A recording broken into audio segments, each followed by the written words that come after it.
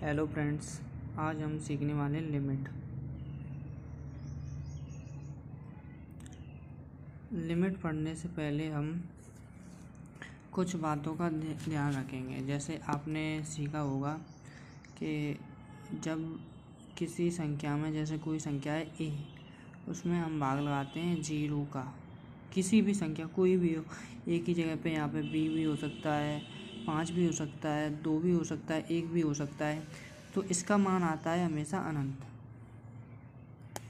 ऐसे ही जब हम किसी चीज़ में, जैसे कि ए, फिर से ए लेते हैं, ए हो या बी हो या 5 हो या 2 हो, 1 हो, कोई भी हो, उसमें अगर भाग लगाते हैं हम अनंत का, तो हमेशा हमारा मान आता है 0। ये तो आपको पता होगा।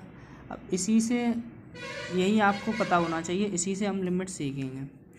तो सबसे पहले आता है लिमिट में अनिर्धार्य रूप। अनिर्धार्य रूप ये क्या होता है?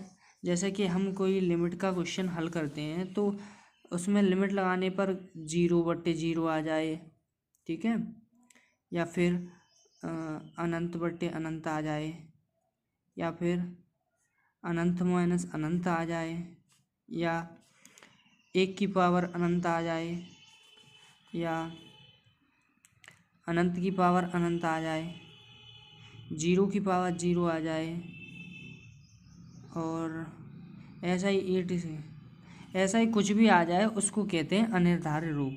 अब अनिर्धार्य रूप, जैसे कि मैं कोई आपको एक एग्जांपल देता हूँ, उससे समझते हैं। जैसे कि मुझ पे किताब है, ये RS अग्रवाल की NDA एंड NA की किताब है। इसका एक क्वेश्चन है, पहला ही क्वेश्चन देखते हैं। इसमें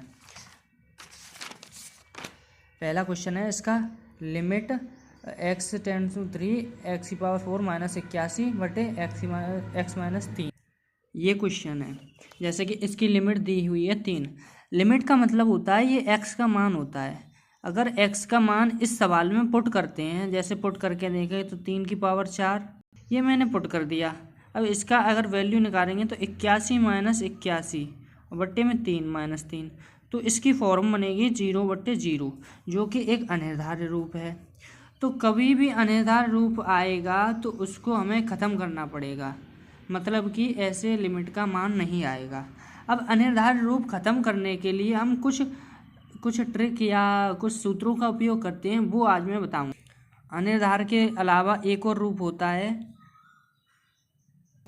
एक और रूप नहीं, मतलब अनिर्धार्य को ख़त्म करने के लिए कुछ नियम होते हैं। उससे पहले मैं आपको एक और भी एग्जांपल बता देता हूँ। जैसे कोई भी मैं एग्जांपल ले लूँ, जैसे कि अगर x की लिमिट 2 है, 2x का मान 2 रखूँ तो 2 की पावर 5, 32 - 32 यानी 0, 2 की पावर 3 यानी 8, 8 - 8, 0/0 की फॉर्म बन गई।